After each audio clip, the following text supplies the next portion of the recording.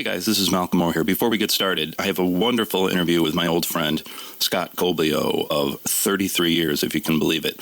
But before we get started, we recorded it at his apartment in WeHo, and it was really hot that day, sweltering out. And so we had turned his air conditioning on so we wouldn't melt like the Wicked Witch. But it's kind of noisy in the background, and what I would love is if you would just imagine that we're all on a spaceship going back in time to talk to the one and only Scott Coblio. Enjoy. King Malcolm is brooding over the event horizon, drinking Nespresso Napoli out of a silver chalice and listening to sonic waves of wonder on his supernatural Victrola. But now, my friends, it is time for Creativity is the Cure. All right, everybody, we are back with Creativity is the Cure. Just to give a little heads up to everyone, most people, when they hear the word creativity, they think of painting or making music or dancing. But on this, we are really talking not only about that, but we're talking about using that part of your brain to solve serious problems in life or just try to resolve issues that are challenging. And today, my very, very special guest is Mr. Scott Coblio. How are you doing, Scott? I'm good. Some people know him as Koo Koo Boy, but we'll get to that a little bit later. We are in Los Angeles. You live in WeHo, correct? Yep. Mm-hmm. What is your first memory, Scott, of being creative? You go way back in time. It could be anything. Well, my mother was creative, and I guess you know how when you're little you snoop? Of course. Mom, one of the things that Mom had that we found next to her jewelry box was a bunch of sketches that she made when she was young they were like from glamour magazines, and she would reproduce the photos as a sketch, and she was really good at it. And me and my sister would fight over these sketches, like, I'm keeping this one, I'm keeping that one. We'd make like two piles. And then we would try to do our own sketches that looked like them. And we started sketching the Flintstones when we were watching them. So it started as visual art with us. Let me get this straight, though. So you would look at glamour magazines and then redraw them? She would, and then we were redrawing her drawings. But we were just inspired by the fact that she had been creative like that. Yeah. And then we started putting on plays for Mom and Dad's anniversaries and writing musicals and stuff like that. That's awesome. I haven't seen your sister in forever. What's your sister's name again? I have two. My oldest sister is Cynthia, and she was in the band for a while as Miss Marble. Right. And then they're both older than me, but the younger one is Kelly, who just called when we were starting this. What about your parents? Were they creative? I mean, you kind of answered that already. What about your mom and dad? Do you think their creative identity was passed on to you at all genetically or in any way? I do feel like it kind of can run in families for some reason, because it's so often you so often see it. But yeah, Mom did theater when she was young, and she had these great scrapbooks with these great pictures in them. And where was this? Back in Rochester? Well, I grew up in Geneva, New York. Ah, okay. Scott, by the way, Scott and I are both from Rochester, New York. That's where and when we knew each other. But you're saying you were born in Geneva? Yeah. Which is a little bit further out. How far is that from Rochester? Oh, it was about a 40-minute drive. It was close. Yeah. Okay, so she did theater there. She did theater in Ohio when she was young, but it was her scrapbooks that that was really the thing. Yeah, the pictures were so well taken and so glamorous, and I really liked the idea of glamour. So I know you as being a very artistic person for all kinds of stuff that we'll get to, but it sounds like visual art was your first thing, right? Yeah. What about your dad? Dad was into aviation. He would build airplanes and fly them, but he did have strangely eccentric tendencies where he would do something creative, like try to sculpt a naked woman out of frozen baked beans, which nobody believed me in school, because that's what he tried to do. He opened a bunch of big cans of baked beans, wrapped them in cellophane, put them in the meat freezer in the basement, so they'd be a big block. What he thought was going to happen when they thawed, you know what I mean? Of course, you could sculpt that when it was still frozen, but then what? It's like an ice sculpture, but better. Yeah, beans, and they're going to melt. Right. I guess you're going to eat them. I don't know. But anyway, I went to school afterwards, and they were like, what did your family do over the break? And I told that story, and my teacher said, Scotty, if nothing happened, just say nothing happened. You don't have to fib. And I was so upset because I was like, it really happened. Somebody believed me. Wow. That's awesome. So he had moments like that where he was creative, but he didn't know what to do with it. Yeah. I think he thought maybe it wasn't for a man to be an artist. Right, but it sounds like artistic prowess was just inherent in your family. I mean, everybody was just, even you and your sisters. Both my sisters You guys didn't think, like, we're going to make art. You're just like, that's cool what Mom did, let's do it. It's how we played. Yeah, we everything was a play. If we played stuffed animals, it would have a plot. It would usually be like a scary plot. But you had to really develop it like a story. We couldn't just be like, let's have tea. Right. For people that don't know, Scott and I got to know each other because, what was it, late 80s or early 90s? Probably 89 or 90, yeah. We became friends, and we were both in different bands. I was a drummer, he was a singer. But before we get to that, what is your first musical memory? When did you first realize you could comprehend music at such an advanced level? And I say that because I have heard the cassettes of you and your sister singing, correct? Mm-hmm. Yeah. What started that? Well, we used to... You guys take lessons? Because you were playing piano, right? We all took piano lessons for a while. Cindy was the only one who really learned to read music effectively. The rest of us just kind of played by ear. Did you guys have an upright piano at home? We had an upright Lester piano. Mom played by ear, and she played very well. Kelly and I we were okay. Cindy could actually read music, but we could all play. Everybody take lessons or just kind of naturally learn? Cindy took lessons for the longest. I think Kelly and I took lessons, but we sort of bailed before very long. So we really were not book learned. Was it the type of thing where the family would sit around and sing songs and play piano together, Mom or more would do separately? That. Yeah, Mom would serenade us. We didn't really sing along. She would sing for us, and we'd listen to her. What would be like one song? Mom liked sunrise, sunset, sunrise, sunset. She would sing like Andy Williams songs, like Moon River. Nice. Those are good. She liked that kind of stuff, and show tunes. So, do you play any other instrument other than piano? I was going to ask you if it's your first instrument, but it sounds like that's... Yeah, I couldn't get I have owned many guitars in my life. I know 3 chords. I took drum lessons on a single snare drum. That I didn't know. Wow. For about almost a year. Like rudiments, how to play a roll, all that stuff. Yeah, and I could sort of read the music, and I was getting better, but I could never do a roll. It's tricky. It's like 2 bounces each. I guess there's different ways to do it, but my rolls would always get screwed up. It's tricky because I still teach drums a lot, and to get the concept to little kids, it's kind of physics, just learning to control the bounce. It's one of those things that you keep trying and then it clicks.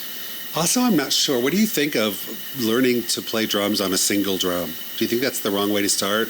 Well, most people that take lessons, and I teach the same way, is you teach the rudiments. They're like the alphabet of drumming. Yeah. You do that on a practice pad or a snare drum to build up your chops, and then you expand a drum set. And then some people take those rudiments from the hands and learn them on the feet.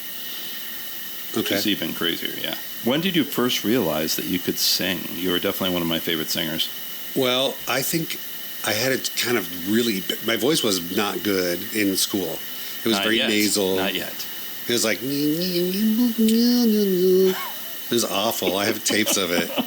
It didn't really start to sound like I did later until I was in college. Right. Or maybe like high school, 12th grade. What made it change? How did you develop the voice we all know and love now?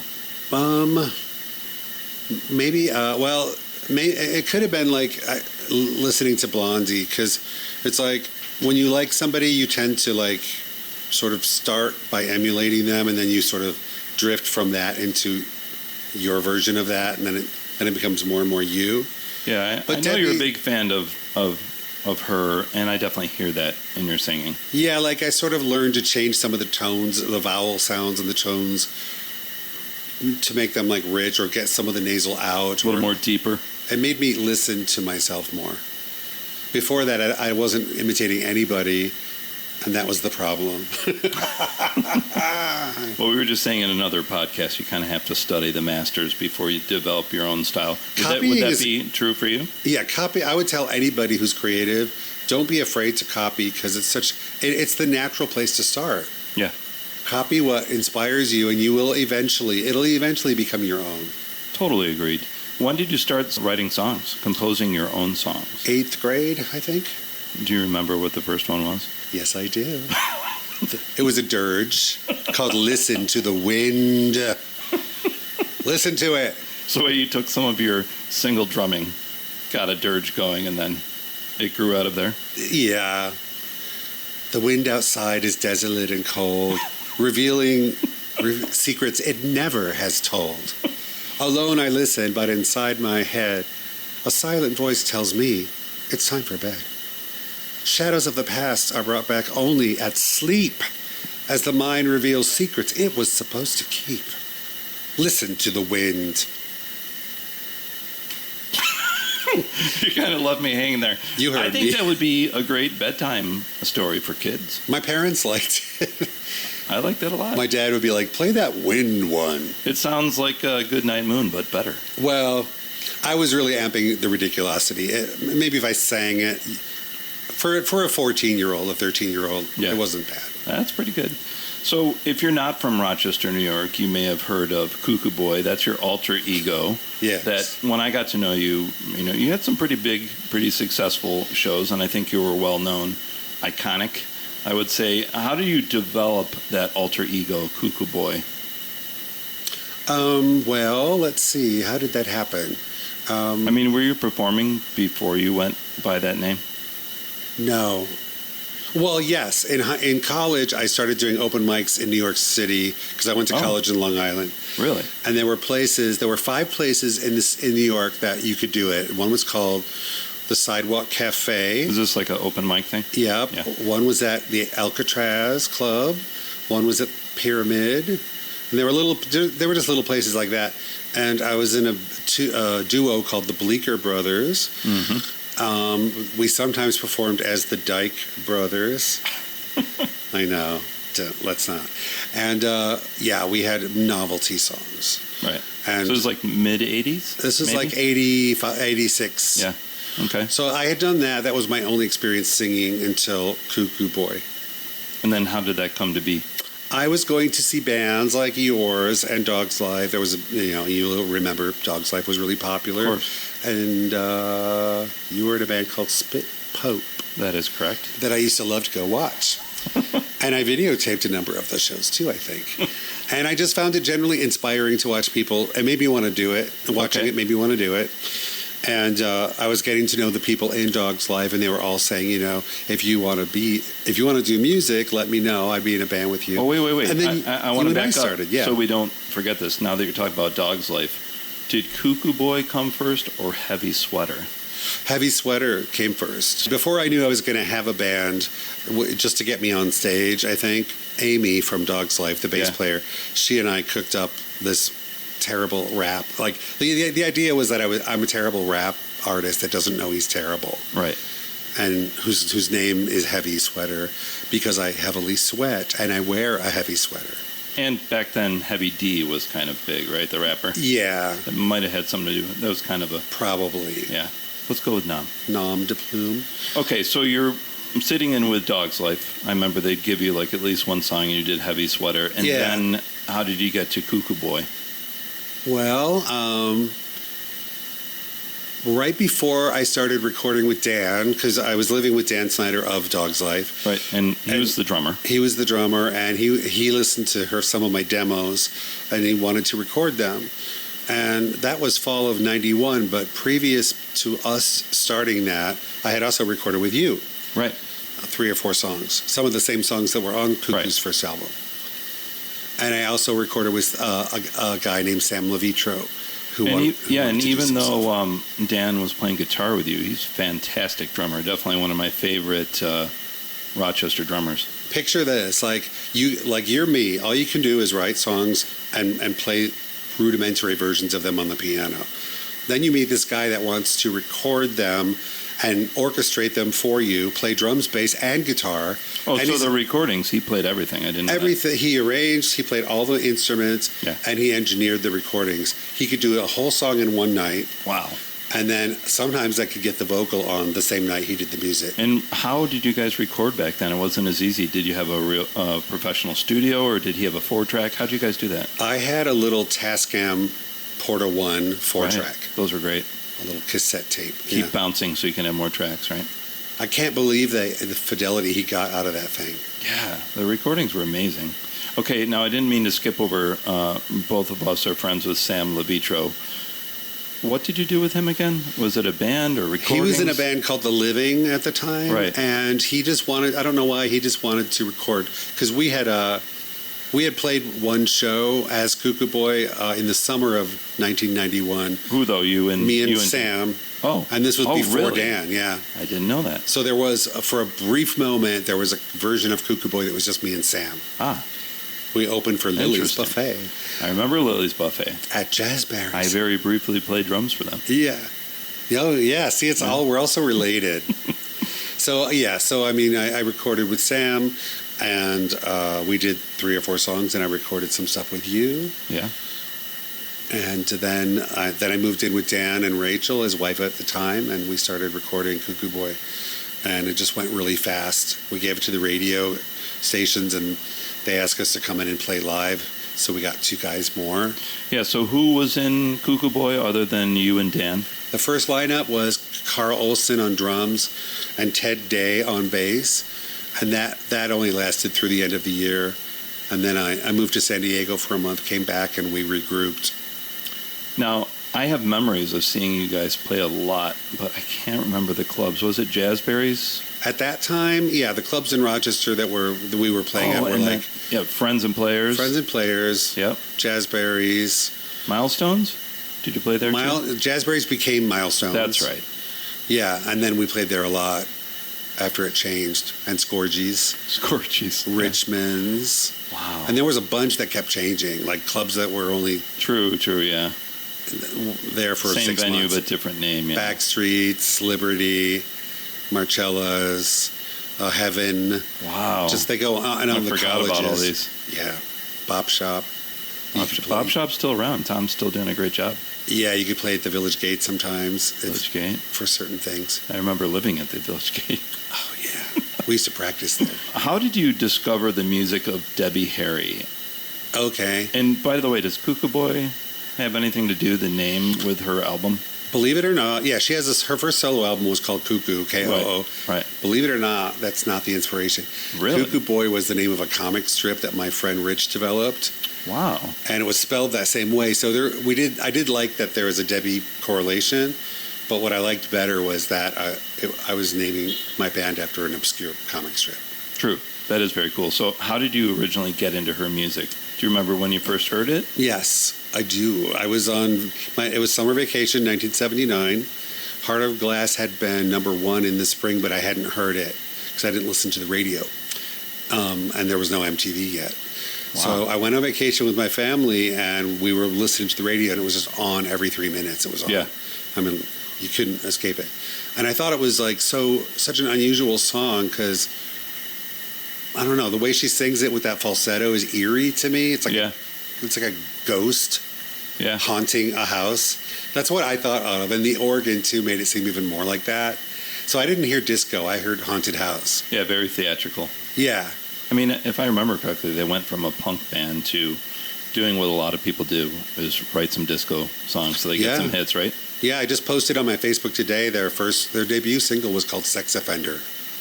So they went from that to... It's kind of like the Go-Go's, right? They started as this really raunchy punk band, and suddenly they're doing pop tunes. Yeah. But even as a drummer, I remember, I think it's Heart of Glass, like it has odd time signatures, but they were just so good at making it poppy, you didn't notice. They've got that thing where they skip the beat. Like, yes. It's like, it's something to just wake you up. Yeah, that's great. Did you ever meet her? Many times. You want to tell us, how about your favorite time you met her? Hard to pick. Well, the best story was the most unpleasant, but that's why it makes the best story. No one wants to hear about the time where everything went well. I was in the movie Hairspray. I was living in Allentown, Pennsylvania. Oh, I didn't know that. I went to the record store with money that I stole from my job because Debbie had a record that was available in every color. So it was like the text was in magenta, it was in yellow, it was in orange, and it was in green, and I had to have all. Of course. So I tapped a little money because I didn't earn enough to buy Rockbird in every color. And I went to the record store and I'm like, "Do you have Rockbird in every color?" And they said, "She's going to be in town, right? And she's making a movie." And I'm like, "What?" And they were like, "It's called Hairspray by John Waters." And I'm like, "John? What?" And where was this? Sorry? Allentown, Pennsylvania. Wow. And the reason is they wanted to use the amusement park, which hadn't been updated since the 60s. Okay. The real park was called Dorney Park, but in the movie it's Tilted Acres. Right. So I auditioned to be in the movie, and I got a part as an extra, as a newsman. I found out that they were all staying at the George Washington Motor Lodge when I tried to call one day. And I was like, "Can I speak to Debbie Harry, please?" And they're like, "Sure, hold on." I was like, "Wait, what?" And then somebody says hello, and I'm like, "Is Debbie there?" And they're like, "This is the wrong room. She's in 205." And it's a motor lodge, so you can just drive there and knock on the door of 205. So that's what we did. Times were different then. Yes. So I go there, and I knock on the door, and it opens, and there's Debbie. And she's watching Magnum P.I. Wow. in a sleeveless black shirt and capri pants that match. She's holding a crossword puzzle. And I was recording everything with my eyes. And I didn't know what to do, so I pretended I was a newsman. Because I just thought I had to lie to talk to her. It's a good cover. So I said, "Are you speaking to anyone?" And she goes, "I don't know. Who are you?" And I said, "Well, I'm from..." "Okay, I'm not from anywhere. I'm just in the movie, and I wanted to meet you." So I just buckled and told the truth. And then she talked to me for a few minutes. She was polite. But then she started getting the heebie-jeebies, and she's like, "Well, I guess I'll see you on set then." I'm like, "Do you want to pose for some pictures first?" And she's like, "I'd rather not." I'll never forget that. I'd this rather is way not. before the selfie. Yeah. I had my 35 millimeter.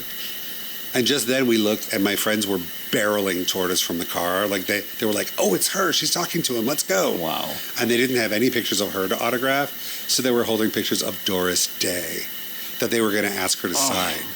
So wrong. So before they could get us, I was like, "Oop, okay, thank you, bye." And my friends were like, "Why did you do that?" I'm like, "Well, why are you holding pictures of Dodo?" "Because that's all we had in the car." I was like, "Oh no." So I saw her the next day, and she yelled at me because I was in her face with my camera. And she said, "Are you supposed to be taking pictures?" "Well, I don't think you should be." And I was all like, "Debbie Harry hates me." But then she apologized the last day. Oh, that's nice. And she said, I said, "I'm sorry if I've been a pest." And she said, "No, it's nothing. It's just that when we don't look our best, and we don't know where the pictures are going, and sometimes, if I'm not ready, I don't like to be, but it's no big deal." I think everybody can identify with that. That's fair enough. Yeah. It's definitely a good story. Yeah. Now, I know that you love Debbie Harry's music. How about give me a couple other musical artists that you like that you think are really creative? Before I was into Blondie, I was into Elton John really heavily. Mm-hmm. Which era? Like 70s? That dark, depressing era, in the early era. Yeah. Where there aren't even... Before Yellow Brick Road? Yeah. Okay.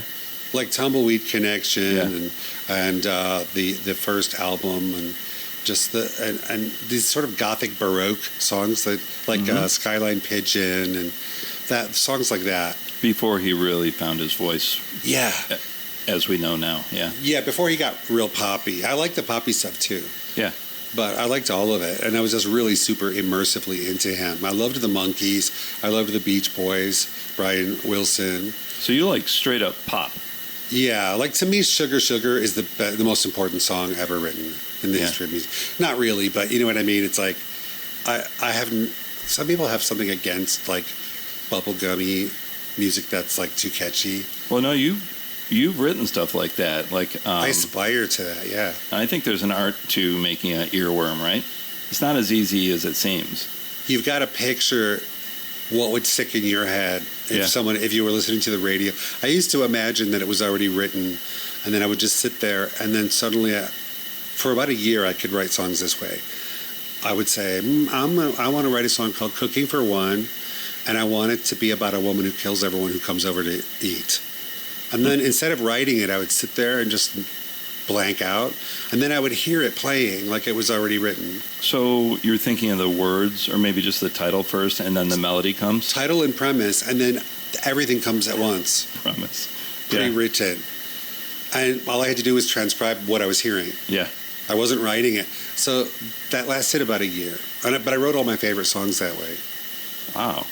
That's really amazing. I didn't know that. So those are some good artists. Now let's move on. That's about your music. What about being a director? Tell me about your absolutely incredible 2007 film, Murderess. Where did the idea come from? Murderess is a true crime story about a woman named Winnie Ruth Judd, who in 1931 shot her two best friends during an argument in which she claimed they pulled the gun on her. They were all threatening to tell secrets on each other because they were involved with the same millionaire. And she claimed she shot them in self-defense, but then she put their bodies in a trunk and took it on a train to L.A. because supposedly the rich millionaire told her to do it. It's all really convoluted, but I made a puppet movie about this. But before we get to the puppets, how did you hear about the story? My mother had a book about... My mother was into true crime. So we had Helter Skelter, the Boston Strangler, the Hillside Strangler, The complete. Ted Bundy, The Stranger Beside Me, Winnie Ruth Judd, The Trunk Murders, just everything. And the book had a photo section, Yeah. and Winnie Ruth Judd was really pretty, and the photos looked like movie stills, and that's always what gets me. Well, wait, so you grew up knowing about that. What got you to the point where you're like, I need to make a movie about this? Like, what made that story stand out? Well, in 1990, I was living with Jay Reto, the artist, and we had seen the movie A Superstar by Todd Haynes about the Carpenters, right, in which he used the Barbie dolls. Yeah. So we thought, well, we could do something like that, because I had just bought the video camera, which at the time was a big deal, even though it was only VHS, but nobody had one yet. So I thought, well, this could be a thing. Let's buy some cheap dolls, and we'll make the Winnie Ruth Judd story. And we never finished it, but that was 1990. Years later, we picked it up again when I had a DV camera, and I had these marionettes that I was collecting anyway, these vintage marionettes. And Jay said, why don't we pick up that old idea and do the Winnie story, just for something to do. Wow. You know that I love puppets, so tell me a little bit more. You had been collecting the puppets, but from what I know of marionettes, they're very difficult to work. I mean, did you have to practice? Did you get people to help you? How did you develop the style? Because when I saw the movie, it was great. Well, yeah, the movie's a little bit like The Emperor's New Clothes, because I think after you acclimate to it, Yeah. you think they're moving more intricately than they are. They're really just bobbling. Yeah. Because they didn't have the sticks for the arms. Half of them didn't have mouths that open and close. Right. And so all you can do to indicate that they're talking is to wiggle them. Yeah. And it But was... there's an art to puppets that don't have moving mouths, like Triumph, the insult comic. He doesn't move at all, but he's so funny. Right. Yes, it's all how you frame it. But So yeah, just kind of by trial and error, you figured out a style that you liked. Yeah, we did the best we could. Yeah, sometimes there's a lot of outtakes where the puppets their feet aren't on the ground anymore, like, because they're all different heights. Yeah. So you have to memorize, like, I can't just hold them like this because one will be flying. Because the strings are little different. tiny apple boxes either. Yeah. Oh, it's terrible. Like, it was really a cripple. So you just had been collecting them and you had them and you'll be like, oh, this would be perfect for this role. We had them when I was little because Mom used to buy them for Christmas presents. They were made by an English company called Pelham, P-E-L-H-A-M. Okay. And it started because I wanted to buy back all my childhood toys. Right. On eBay, like so many others have done. And then it just became, oh, I like this one. I want that one too. I want the Geppetto. Oh, I need the Wicked Witch. And before I knew it, I had like 20. We're like, well, I've got enough for a cast of thousands. And then Hazel was the other producer of vintage mannequins, and they were from the 1940s. Wow. And they were the ones with the mouths that on a string Yeah. where you can open and shut them. But even again, more complex, right? Yeah, because it's now you can't move anything but the mouth. Right, right. At the same time. Because one hand is holding everything and the other hand's holding them out. Yeah, I can't imagine. I mean, I know people that work with Henson, they have a second person maybe to do the other arm called an assist, but I can't imagine at that size how intricate it is. Imagine how grouchy they are by the end of the day. Like Team America, that's probably the closest thing that people would know to understand what you're talking about. How long did it take the film to make? Because even in 2007, I mean, editing films and stuff like that wasn't that easy, right? Right. We started filming in 2004, and it took 3 years to finish because we kept stopping and getting beleaguered and thinking that it wasn't worth finishing. And so it just took 3 years to finish.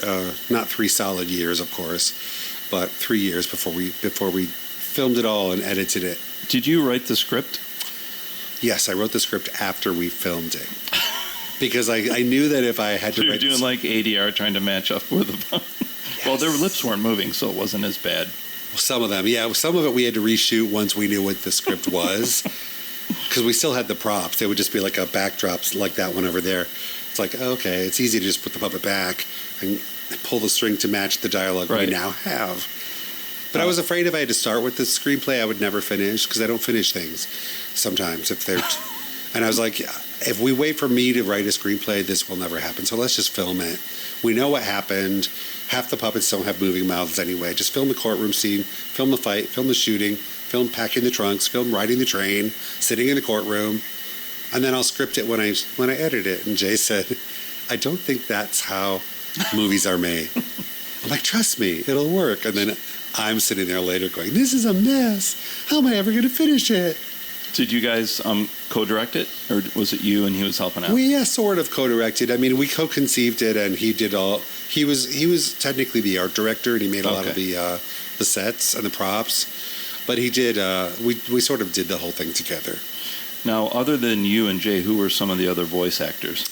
Well, my sister Kelly was Marion Lane, who is the narrator, and spoiler alert, she turns out to be Winnie Ruth Judd all along, living under her new non-diplome. And Joy Nash, who later did a lot of television. She starred in a Dietland, which was like I forget what network showed it, but she's on a lot of things now. She was Winnie. She was young Winnie. And everybody I knew, Mark Cohn was in it, Waldo, like a guy I was dating while I was shooting, did voices. Everybody I knew who's an actor was in it. How can people watch the film now? Can you still get DVDs? I still have my copy. Or is this streaming anywhere? It's on, I uploaded it to YouTube. Oh, great. In its entirety. It's called Murderess, the Winnie Ruth Judd story. And that's how you can find it on YouTube. It's the whole movie. It's a short version, 72 minutes. The first cut was 110 minutes, but that was too much. Where was the original premiere? I can't remember. It's so long ago. It premiered in Rochester at the Little Theater. That's right. As part of Outfest. It really is not a gay-themed film, but it has a little bit, because there were rumors that the two women that Winnie shot were involved romantically. So that was kind of our foot in the door to get in that festival. Right. Because it had to be gay-themed to qualify. Seems like it would qualify for a lot of festivals.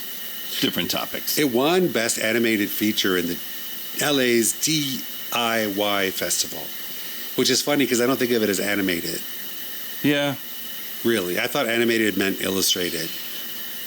Yeah, I can see why, but I guess the fact that they're not living creatures qualifies it for animation. Do I remember seeing that it was shown somewhere recently? It played for over 10 years, I think 12 years, annually, every October 16th, which was the anniversary of the murders, or as close as we could get to that date. They would show it in Phoenix, where it happened, at either this place called the Trunk Space, which was named after the murders, a little coffee house. And then the last couple of years it played at a place called Film Bar, which is a really cool place. I could have sworn on Facebook I saw within the last year you posted that it was shown somewhere. Is that right? Yeah. Well, a lot of times around October, I will show it on a post about. Okay. This is Murderess, and it played for 10 years. And if you just glance, it might look like it's playing again. So if somebody in LA wanted to show it, oh yeah, you're available. Yeah. And I'm kind of thinking it's possible we'll show it in Phoenix again at some point, pick it up and start showing it again. Someone just wrote a play or a musical that came out in Phoenix about the case. And then there's a woman named Lori Notaro that's about to publish a novel that's based on the case in October. And that's called The Murderess. And I don't know what else is happening. But at any moment, it's always possible that something will reignite interest in it. And then my movie would suddenly be... And how would you show it? Do you have it on reel-to-reel? What do you have it on? I have it on disc, and they just project it from the DVD. On a DVD. Wow. Excellent. Tell me about your book, I, Monster. I wish I still had my copy. I don't know what happened. I don't either. I have the pay stubs. So when I was in Rochester at the ripe old age of 26, I decided it was time to write my autobiography. It was so good. I wish I still had my copy. It really wasn't an autobiography. It was more like a bunch of vignettes. Yeah. But it was formatted as if it's my tell-all, which was sort of the joke of it. And it was just a Xerox bound book. It went to Kinko's, typed it on a typewriter, Xeroxed it. But it was very, very artistic. It was very graphic. I don't know what's the right word for it, but yeah, I had a lot of illustrations and photos in it. Almost made me think of Terry Gilliam, how things were kind of cut out, like the early Monty Python stuff. Very much like that. Very, very DIY, very tongue-in-cheek. Everything was sort of nothing in it was really real. Yeah, I mean, it was real, but it was just, like silly moments from life, I guess. Would you ever reissue it? Does somebody have a copy? And could you ever put it out again? Yeah, like I have the paste ups. It sounds like I'm saying what does paste that mean? stubs. That's what I thought you were saying. Paste ups. Okay. So I have the things that I Xeroxed to make the book. Oh, okay. Which I could go to like a Kinko's or whatever, a copy place, and do it again. I just don't know. It was so colloquial. That's the only thing I wondered. It's been a while. I think Rochester people would maybe still be interested because it's their history too. People that knew the scene back then. Yeah, because it's like there's a whole chapter about Dog's Life, and it's not universal if you've never heard of it.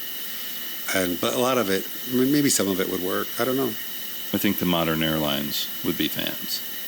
Yes. Yeah, anybody who knew us.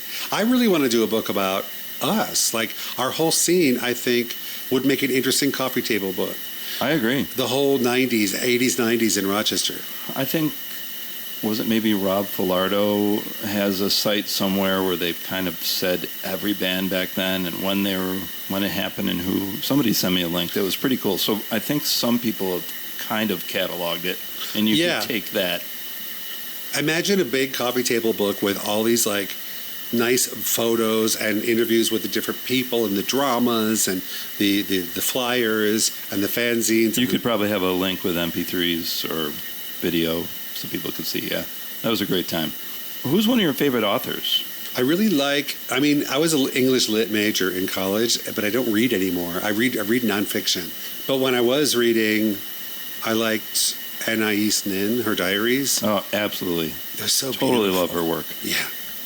She just has, talk about a way with words. So I think because I'm a teacher with middle school, I think a lot of younger people don't even know about her. No. And I'm so glad that you brought her up. I think everybody should read at least one. I think it's like my favorite was like 1933, I think, the diary of that year.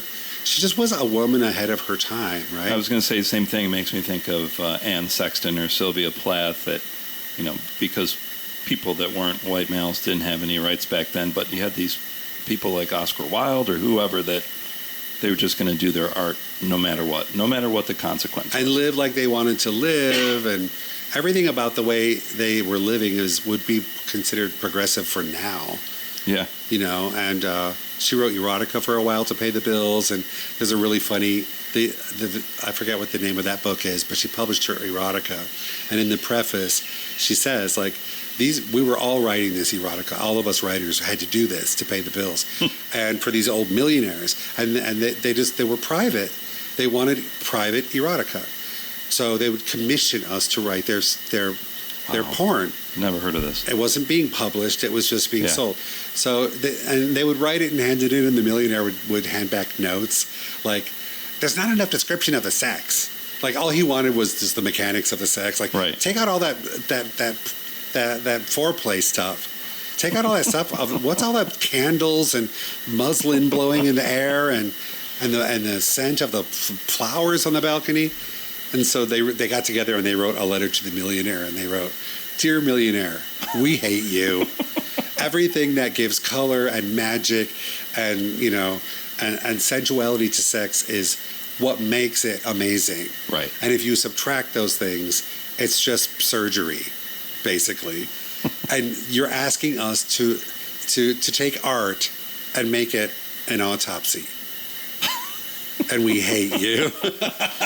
I mean, I'm paraphrasing her, but that was the gist of what they were saying. Well, that makes me think of, I was just talking to another friend of mine from Rochester, Alex Kelly, and we're talking about how artists over time had to do stuff like that to pay the bills. In fact, a lot of the most famous painters, they were commissioned to do work that they didn't want to do. Mm-hmm. And so that's not too uncommon. That's always the question, right? When you have a chance to make money at art, right?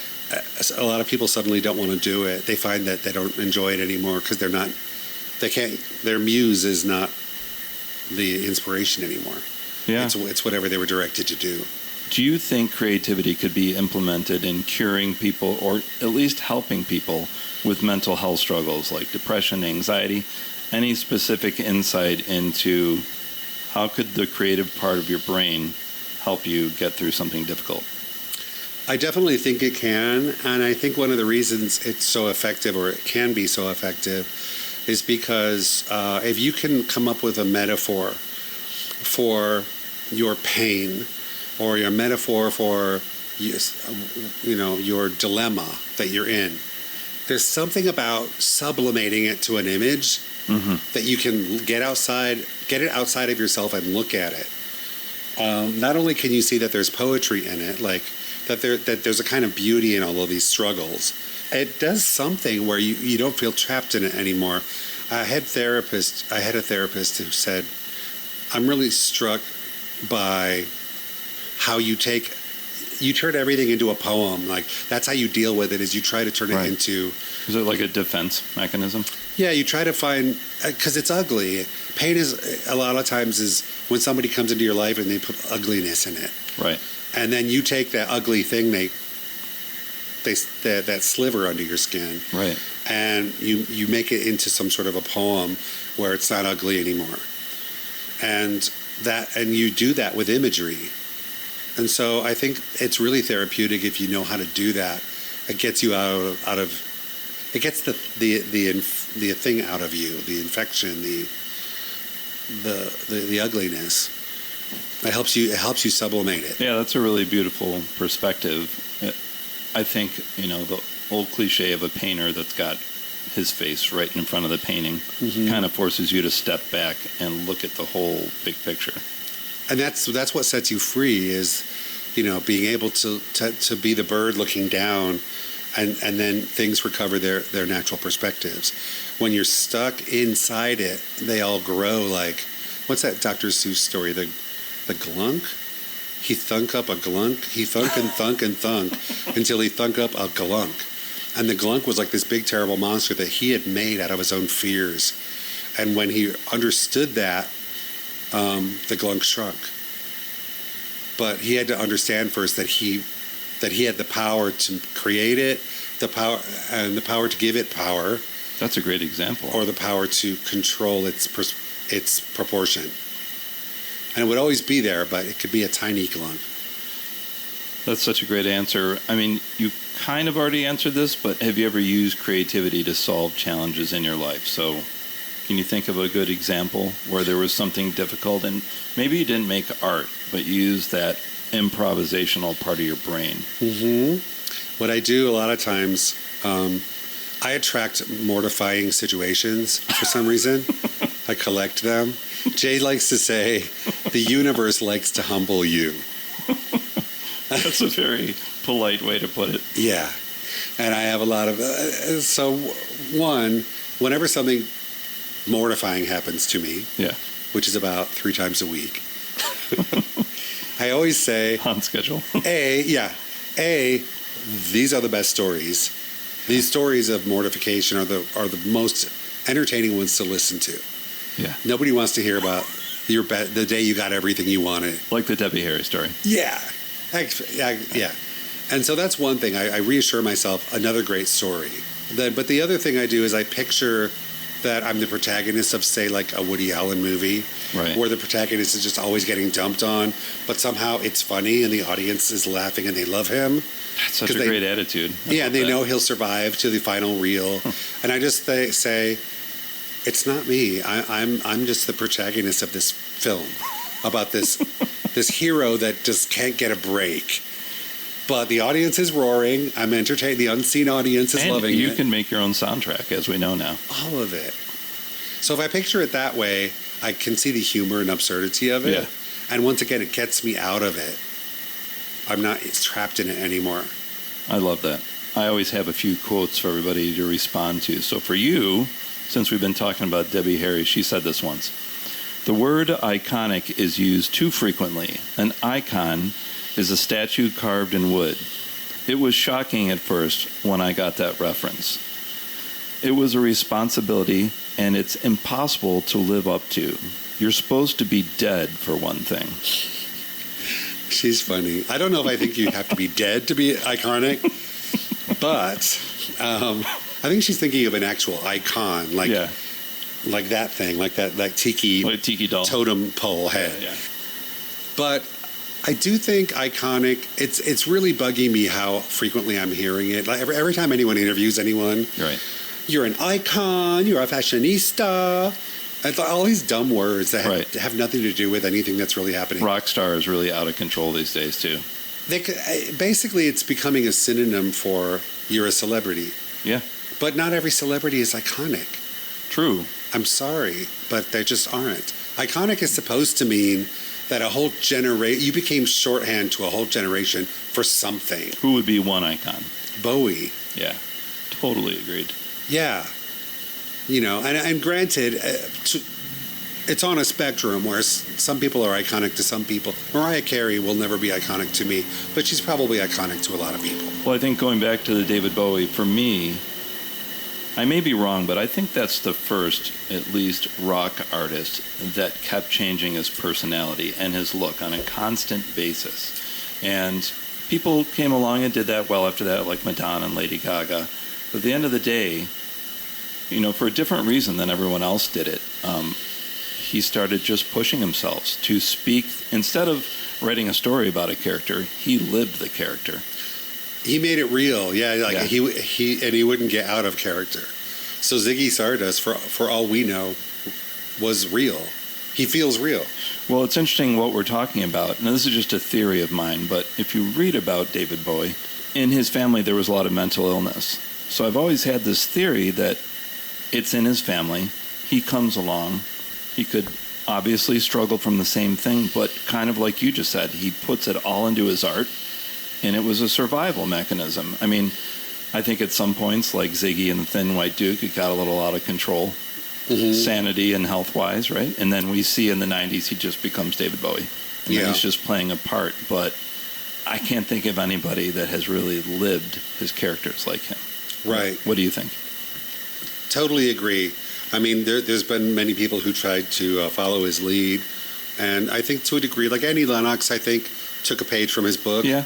And she made characters from different eras of her career. Like, Savage was a character, and you know, the original Orange Head, you know, crew cut.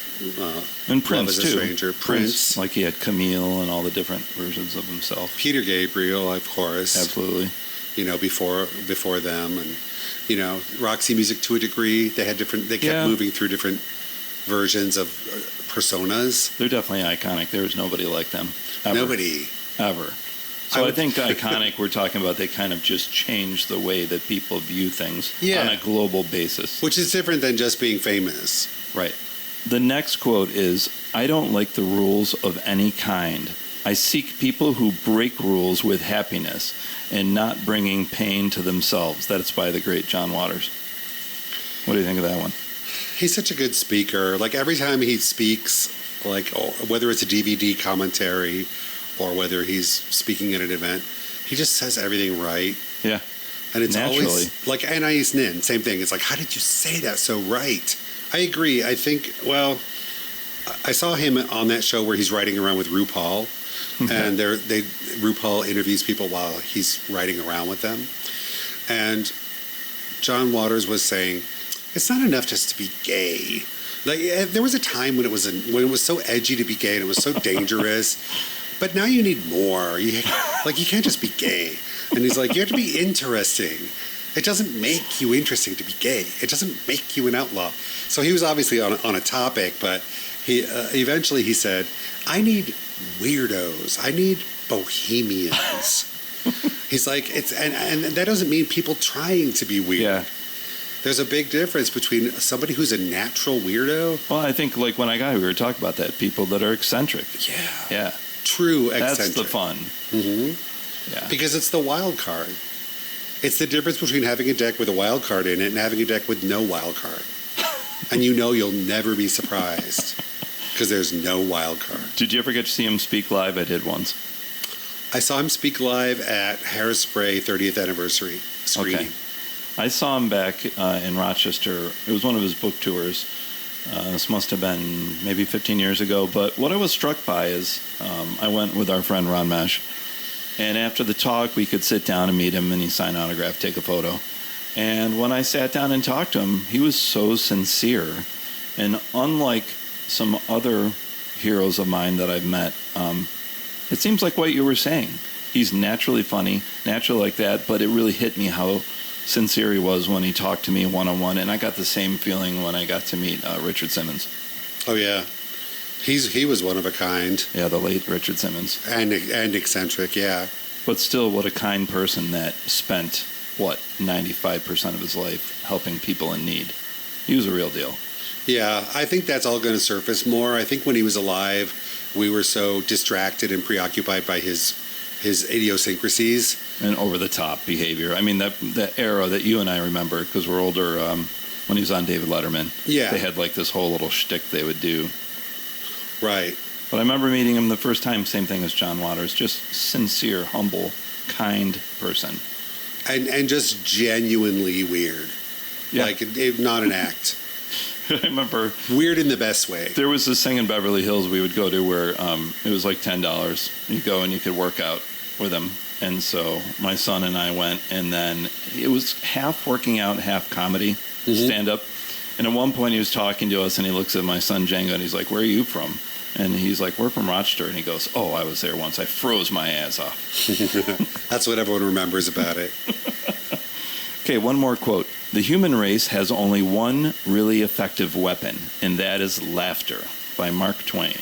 Well, we have to agree because the logic of it is so self-evident. First of all, when you laugh with someone, is there anything more bonding than having really belly laughed with a person? Especially when it disarms a situation. Yeah, like I can never dislike a person that I have belly laughed with. Yeah. You know, not totally. That'll always create like a thread that can't be broken. Like, well, I did laugh really hard with him once, so I guess I'll forgive him. 'Cause I can't hate him because of that. So yeah, I mean, laughter is healing. Like, how often do you just feel like your problems went away after somebody made you laugh really hard? Yeah. How often do you feel younger after you've laughed really hard? How often did it make you feel like you loved someone to laugh with them? It endears them to you. If you can amuse them or they can amuse you. Yeah. Oh my God, that's and to share it together. Yeah, and for a lot of people, that's number one on the list of like what they want from a partner, a life partner. I agree.